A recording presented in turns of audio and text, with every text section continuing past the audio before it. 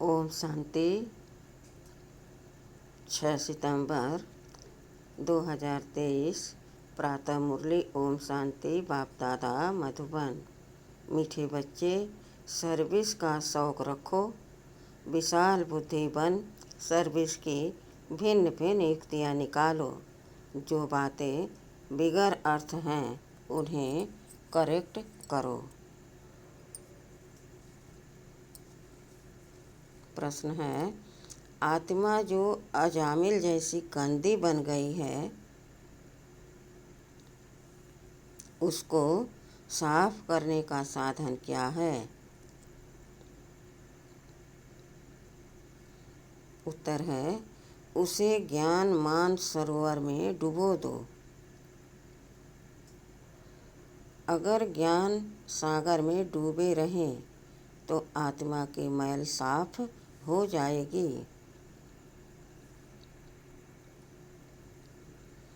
प्रश्न है, ब्राह्मणों के लिए सबसे बड़ा पाप कौन सा है? उत्तर है, ब्राह्मण अगर बाप की आज्ञा न माने तो यह बहुत बड़ा पाप है।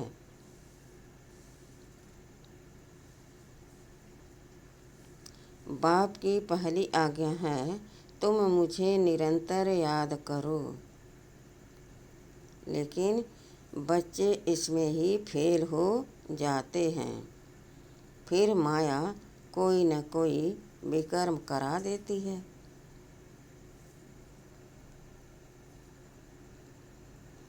गीत है, छोड़ भी दे आकाश सिंहासन। ओम शांति।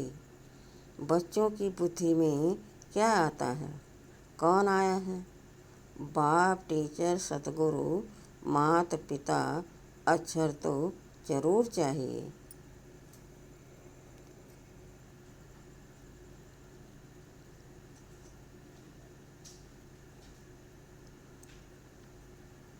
माता पिता अक्षर भारत में प्रचलित है।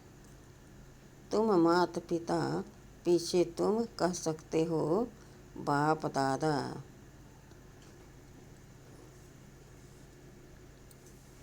वैसे तो माता पिता में बाप दादा आ जाता है।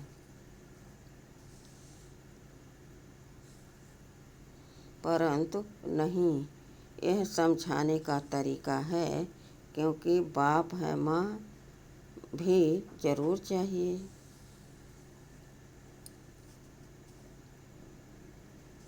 बाप है माँ भी जरूर चाहिए। अब माता पहले कौन है? यह है गुहते गुह बात, जो कोई समझ न सके। क्या प्रजापिता ब्रह्मा होने से भी माता चाहिए?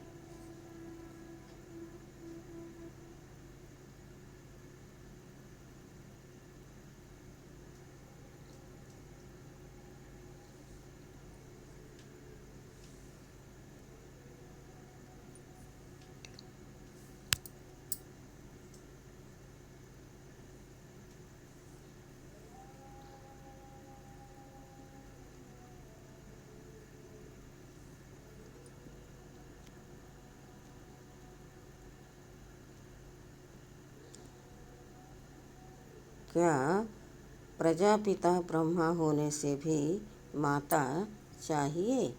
प्रजापिता ब्रह्मा के साथ कोई प्रजापत्नी भी चाहिए नहीं।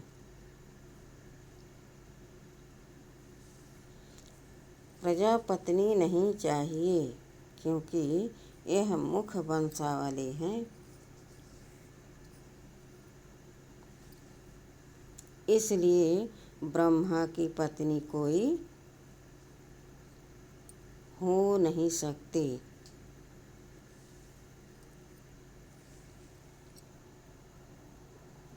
यह बहुत गुह और गंभीर बातें हैं। इसे समझने और धारण करने के लिए बुद्धि चाहिए। यह एक ही बाप है जो बच्चों के सम्मुख आते हैं।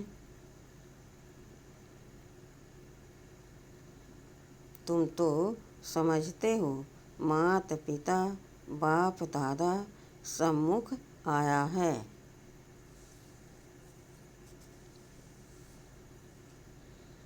बच्चे बाहर में सर्विस करते हैं।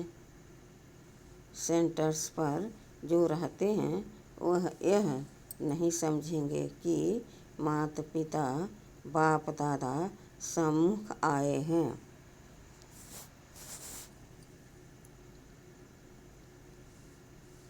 वह समझेंगे फलानी बीके व ब्रह्मा कुमारी आई हैं। यह मम्मा एडॉप्ट की हुई हैं। सबसे लकी सितारा जगत अम्बा है।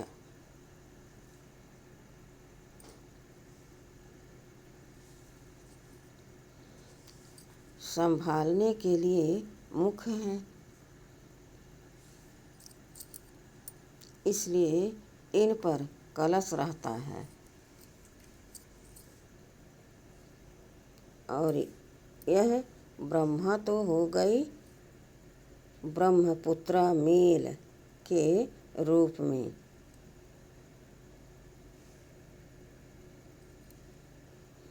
तो सरस्वती जरूर चाहिए।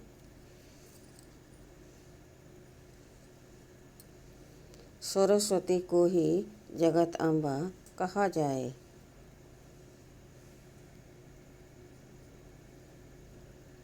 इस मेल को तो जगत अम्बा नहीं कहेंगे।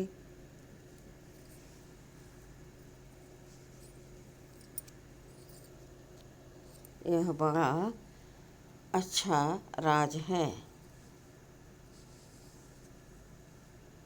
जो कोई भी गीता भागवत में नहीं है। शास्त्रों में कहानियाँ बैठ लिखी है। 5000 वर्ष पहले व 2500 वर्ष पहले क्या हुआ था।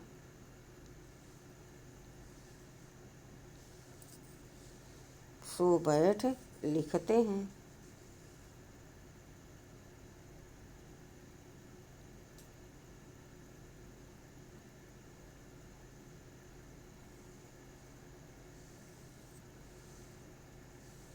वह नाम रूप देश काल तो कुछ है नहीं।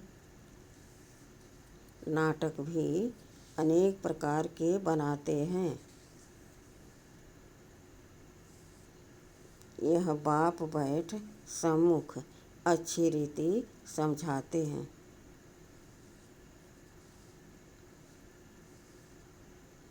कि बच्चे हर एक बात को पूरा समझ जाएं।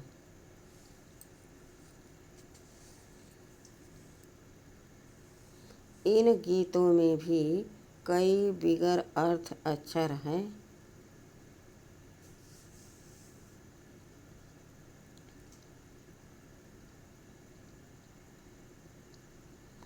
अब आस तत्व तो यह है। अब आकाश तत्व तो यह है। इसमें तो हम बैठे हैं। जिस पारलौकिक बाप को सब याद करते हैं वह कोई आकाश तत्व से आते नहीं हैं।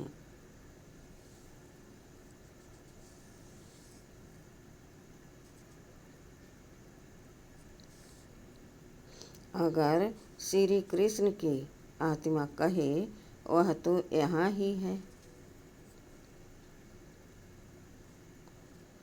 सब मुख्य मुख्य आत्माएं धर्म स्थापक आदि यहाँ ही हैं।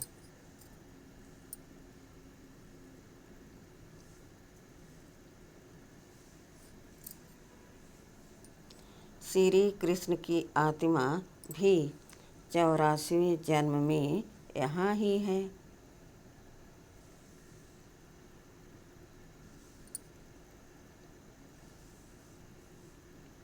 उनकी आत्मा को तो बुला न सके। यह परमपिता परमात्मा को बुलाया जाता है कि आओ, अपना महत्त्व निर्वाण धाम छोड़कर वहाँ से आओ। तुम आत्माओं का सिंहासन तो महत्त्व है। आकाश में तो तुम जीव आत्माएं रहती हो।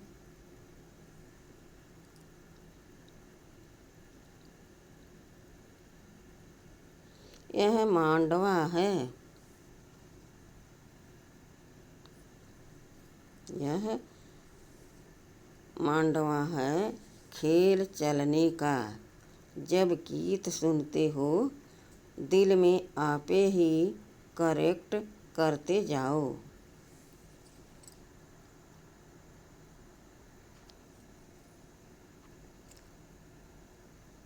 यह तो जिन्होंने नाटक बनाए हैं उन्होंने ही फिर गीत बनाए हैं। फिल्म शूट करने वालों को भी समझाना चाहिए।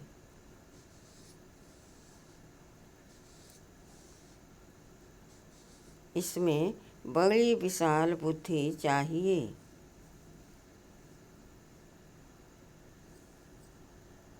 बाबा राय देते हैं सर्विस करने लिए। यह ड्रामा जिसने बनाया है उन्हें समझाना चाहिए।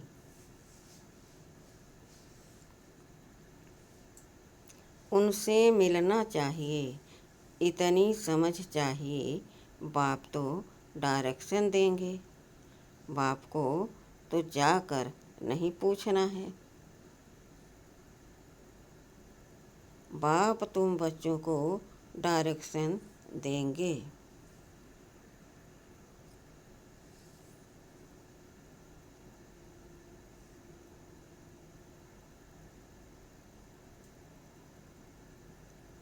बाप की तो जाकर नहीं पूछना है।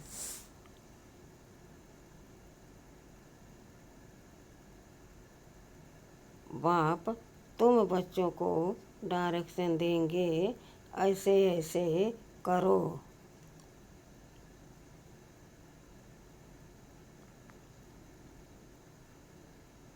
श्रीमत पर चलो।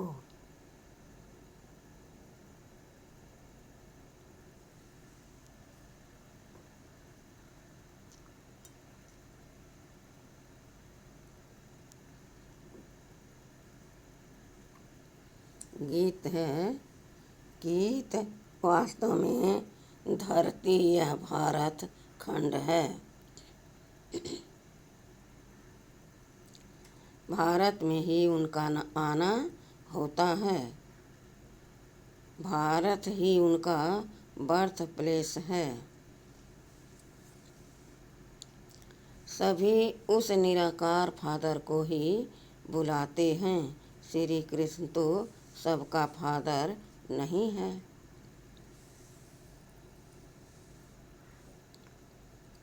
और मुरली जो दिखाते हैं वह कोई काठ की तुतारी तो नहीं है।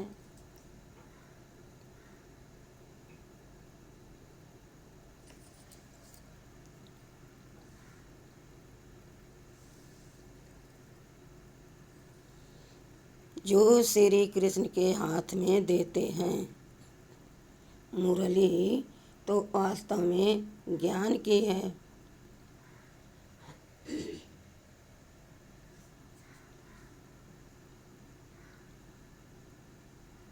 गॉडेज ऑफ नॉलेज सरस्वती को कहते हैं, राधे को नहीं कहेंगे।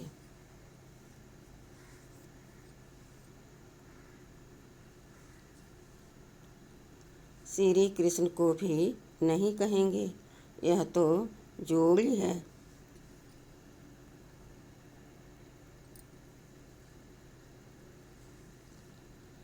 बाप और बच्चे के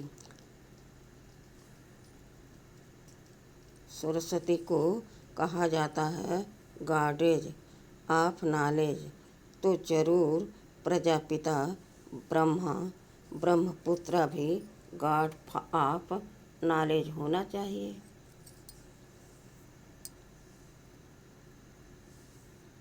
लेकिन ब्रह्मा के लिए तो गाया नहीं जाता।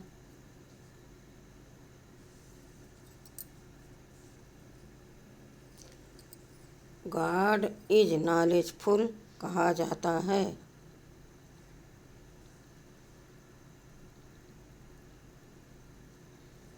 ब्रह्मा नॉलेजफुल नहीं, गॉड इज नॉलेजफुल। परमपिता परमात्मा ज्ञान का सागर है। तो जरूर अपने बच्चों को ज्ञान देंगे।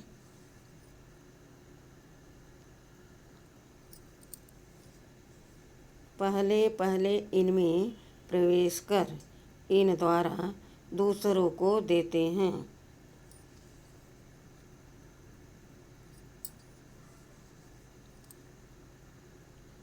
इनमें सब लकी सितारे आ जाते हैं।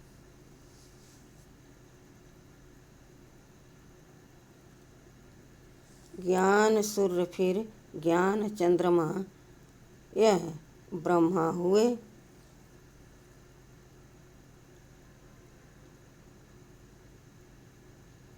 फिर चाहिए ज्ञान चंद्रमा के नज़दीक एक सितारा जो चंद्रमा के सामने खड़ा रहता है।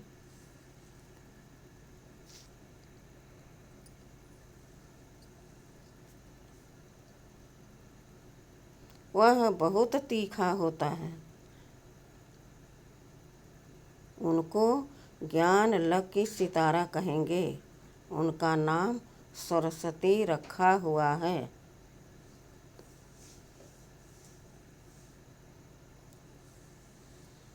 सरस्वती बेटी हो गई ना। यह तो बाप भी हुआ। बड़ी नदी भी हुई। बहुत बड़ी नदी है। सब नदियों का मेल सागर में होता है।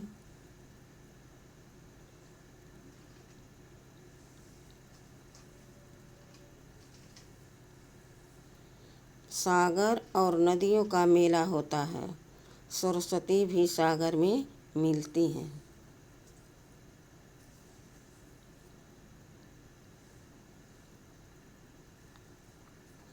उनका मेला नहीं लगता है। मेला ब्रह्मपुत्र नदी का लगता है। यह नदी वंडरफुल है। मेल है। नदी तो फीमेल को कहा जाता है।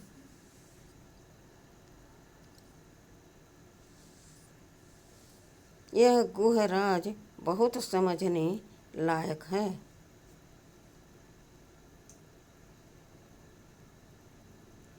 परंतु यह बातें पहले पहले कोई को नहीं बतानी चाहिए।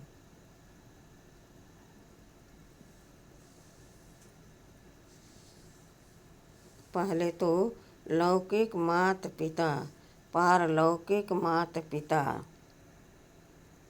का राज समझाना चाहिए।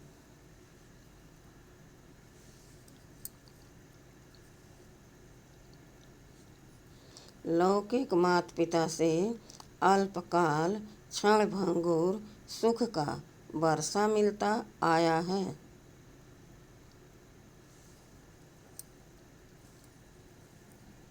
यह तो पक्का याद रहना चाहिए।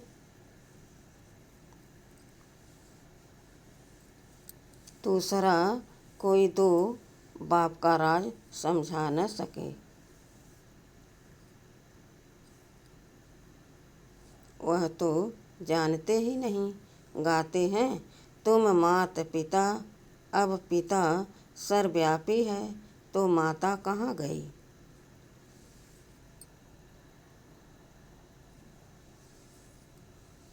यह समझने की बात है ना, माता पिता चाहिए ना।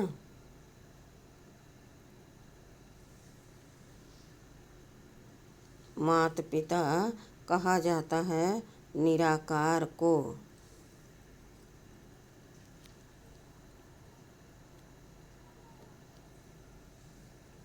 परंतु यह समझते नहीं कि इनको माता पिता क्यों कहा जाता है।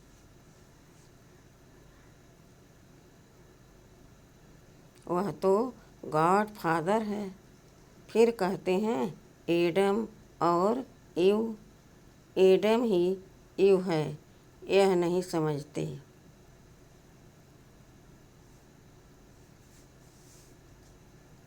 प्रजापिता ब्रह्मा वही फिर माता हो जाती है।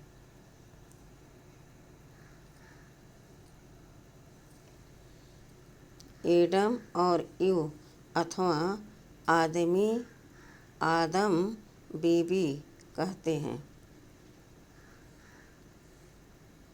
परंतु अर्थ नहीं समझ सकते हैं।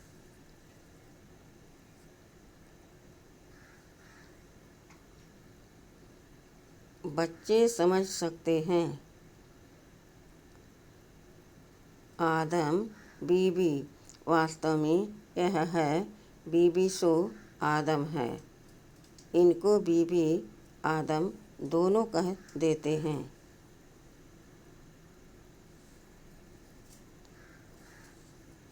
वह तो है बाप। यह बड़ी पेचीली बातें हैं।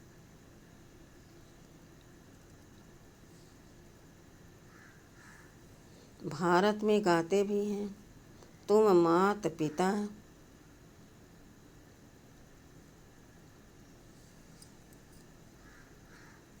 ऐसे ही सुनी सुनाई पर गाते रहते हैं, अर्थ कुछ नहीं समझते।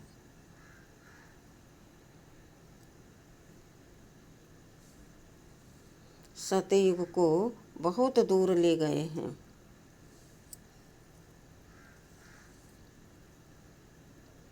लाखों वर्ष कह देते हैं। लांग लांग भी कितना कहानी तो नज़दीक की ही सुनाई जाती है।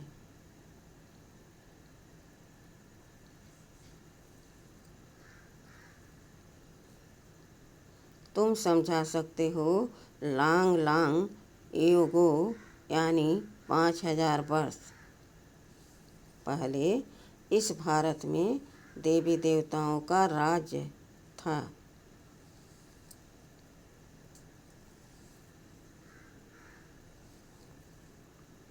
इस भारत में देवी देवताओं का अखंड अटल सुख शांतिमय राज था।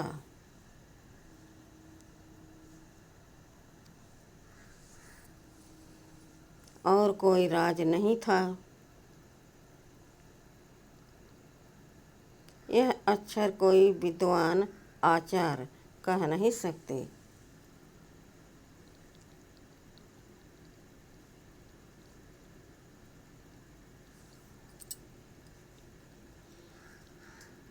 देवी देवताओं का राज्य था, मालूम होना चाहिए कैसे स्थापन हुआ।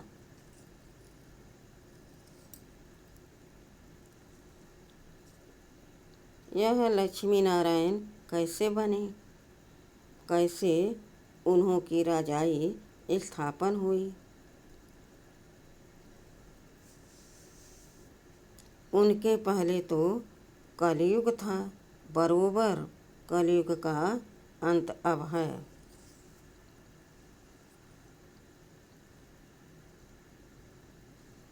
और कलयुग के बाद फिर सतयुग होगा। सतयुग सामने आ गया है। जो लांग लांग था वह सामने आ गया है।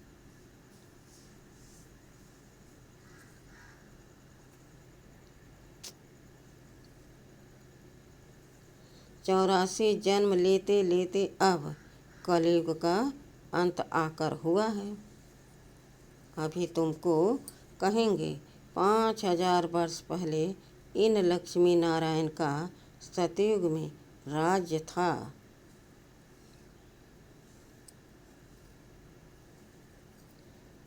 अभी नहीं है। अभी टाइम आकर पूरा हुआ है। फिर से लक्ष्मी नारायण का राज्य स्थापन हो रहा है।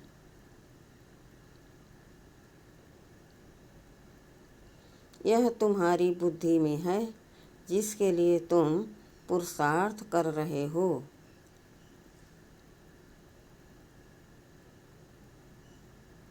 यह है समझाने की बात। यह तो सच्ची गीता आदि इसलिए लिखी जाती है कि कोई पढ़कर रिफ्रेश होते रहें।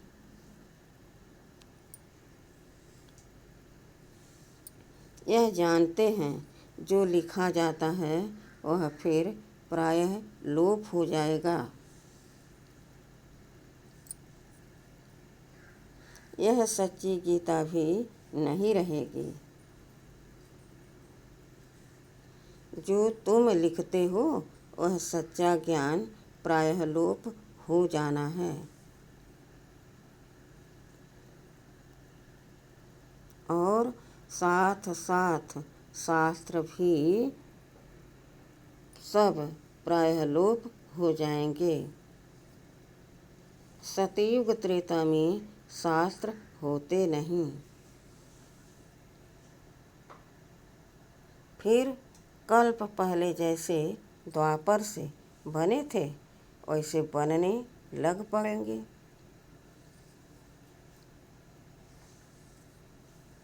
यह है भक्ति मार्ग की सामग्री।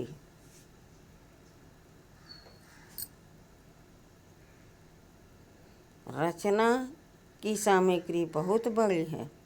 तुम ज्ञान सेकंड में ले लेते हो।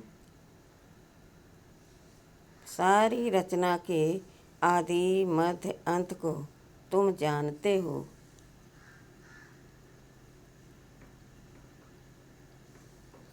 अंगे अखरे तिथि तारीख सहित पूरा हिसाब किताब है।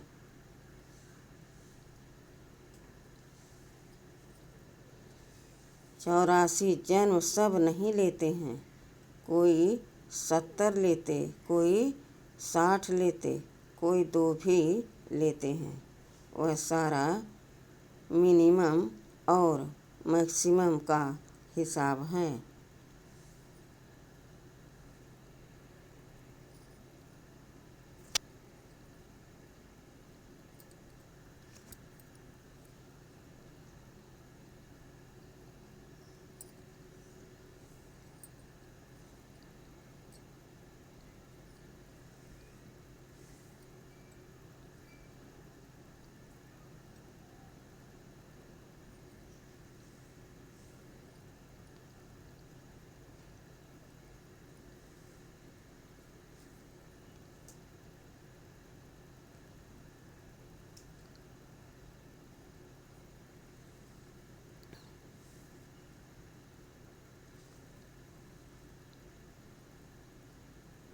पीछे आने वालों के जरूर नंबरवार थोड़े थोड़े जन्म होंगे।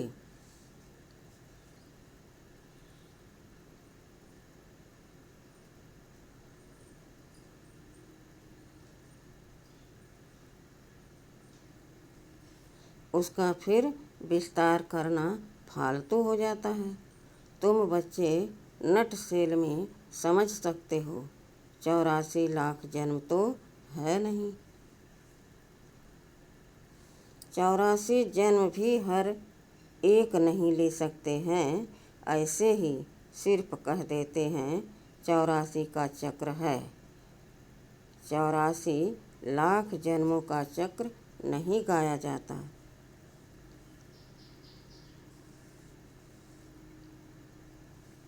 गीत पाप कपट की छाया पड़ गई है।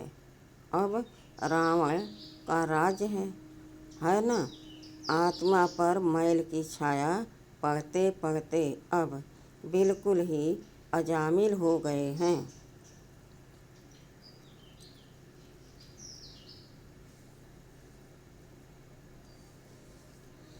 इतनी मैल चढ़ी है जो साफ होती ही नहीं।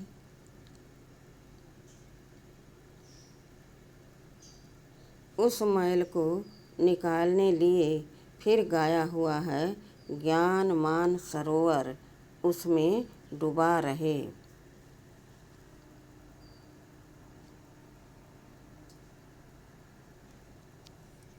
जैसे जंक लगती है तो उनको उतारने के लिए घासलेट में डाला जाता है।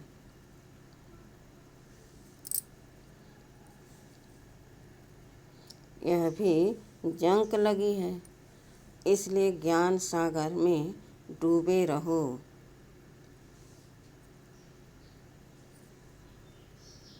कोई पानी की नदी व सागर की बात नहीं है।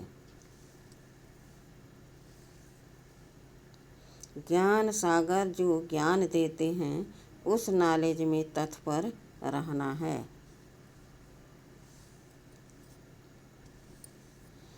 गृहस्थ व्यवहार को भी संभालना है। उसमें कोई मत चाहिए तो लेते रहो। हर एक का कर्म बंधन अपना अपना है। सर्जन सबके लिए एक ही दवा नहीं देते हैं। हर एक का कर्म बंधन, हर एक की बीमारी अपनी अपनी है।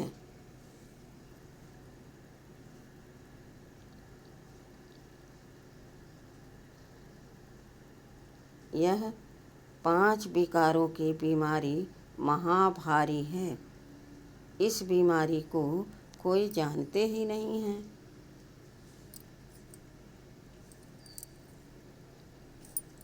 यह कब से शुरू होती है?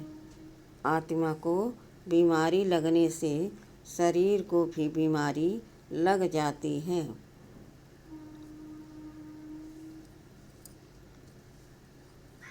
आत्मा में दुख पड़ता है तो शरीर में भी पड़ जाता है।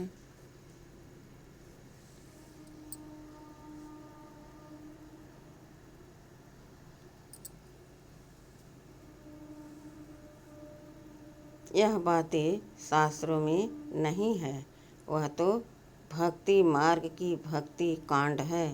भक्ति का भी बाबा ने बताया है कि पहले होती है अभिविचारी भक्ति, फिर रजोगुणी अभिविचारी भक्ति, फिर व्यभिचारी तमोगुणी भक्ति। जैसी जैसी भक्तों की अवस्था वैसी भक्ति भी हो जाती है।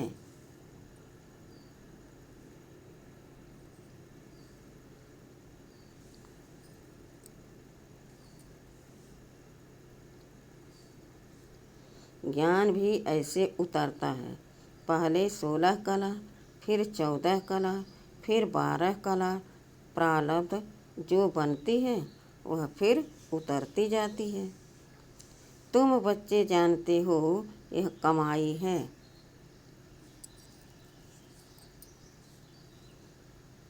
कमाई में विघ्न पड़ते हैं, दशाएं बदलती हैं।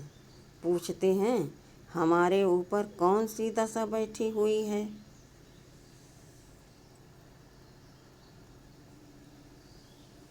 फिर वह लोग बतलाते हैं इस सच्ची कमाई में भी बच्चों पर दशाएं बैठती हैं।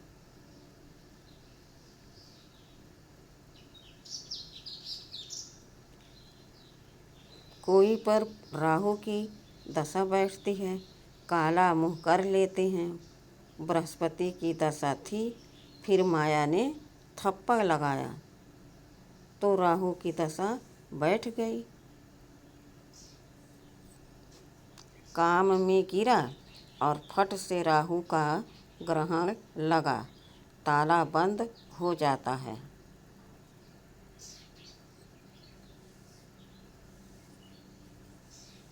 यह है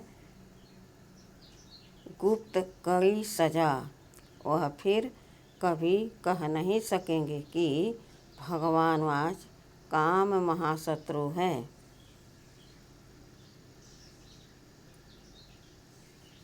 सन्यासी भी काम महाशत्रु के कारण ही स्त्री को छोड़ चले जाते हैं।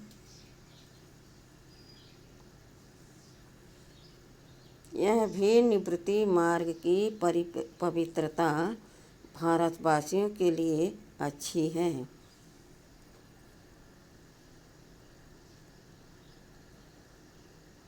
भारतवासी ही पवित्र से अपवित्र बनते हैं, तो उन्हों को थमाने के लिए यह सन्यासी हैं। मरम्मत के लिए यह पवित्रता है। पवित्रता की ताकत से ही सृष्टि इतना चलती है। अभी तो वे भी पतित बन पड़े हैं, तुम्हें उनकी भी सर्विस करनी है। सर्विस का तुम बच्चों को बहुत बहुत शौक चाहिए। सर्विस का तुम बच्चों को बहुत बहुत शौक रहना चाहिए।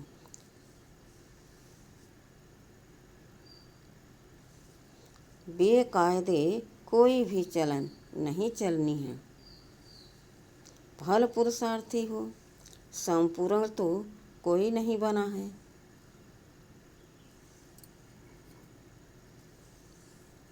कुछ न कुछ पाप होते रहते हैं।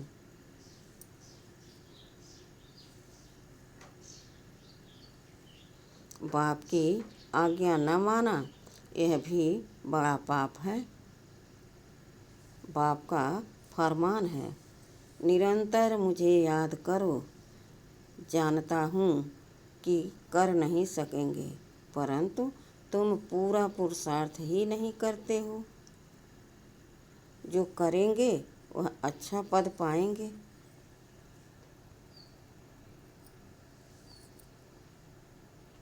अच्छा मीठे मीठे सिखिलदे बच्चों प्रति मात पिता बाप दादा का याद प्यार और गुड मॉर्निंग। रूहानी बाप की रूहानी बच्चों को नमस्ते। हम रूहानी बच्चों की रूहानी मात पिता बाप दादा को याद प्यार और गुड मॉर्निंग और नमस्ते नमस्ते नमस्ते। शुक्रिया बाबा शुक्रिया। वाह बाबा वाह वाह मेरा भाग्य वाह। धारणा के लिए मुख्य सार है। पहला है 5 विकारों की बीमारी से मुक्त होने के लिए सर्जन की राय लेते रहना है। आत्मा पर कोई बीमारी न लगे, इसकी संभाल करनी है।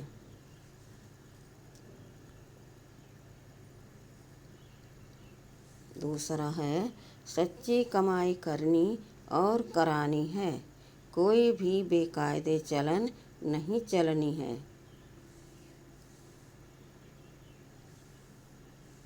राहु की दशा कभी न बैठे, इसके लिए बाप के फरमान पर सदा चलना है।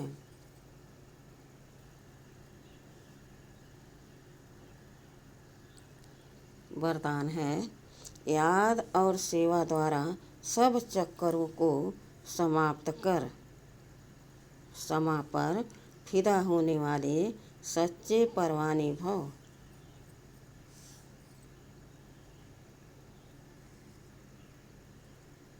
जो बच्चे याद और सेवा में सदा बिजी रहते हैं, वह सभी चक्करों से सहज ही मुक्त हो जाते हैं।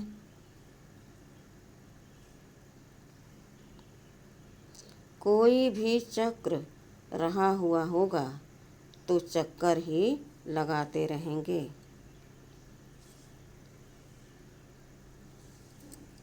कभी संबंधों का चक्कर, कभी अपने स्वभाव संस्कार का चक्कर। ऐसे व्यर्थ के सभी चक्कर समाप्त तब होंगे जब बुद्धि में सिवाय समा के और कुछ भी न हो।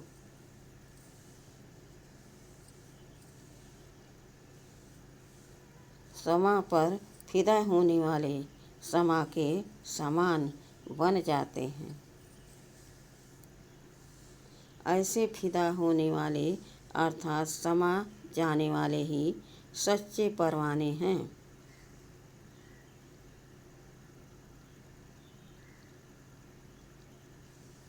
स्लोगन है, जो सच्चे पारस बने हैं उनके संग में लोहे सदृश आत्माएं भी सोना बन जाती हैं। स्लोगन है, जो सच्चे पारस बने हैं उनके संग में लोहे सदृश आत्माएं भी सोना बन जाती हैं। अच्छा, ओम शांति।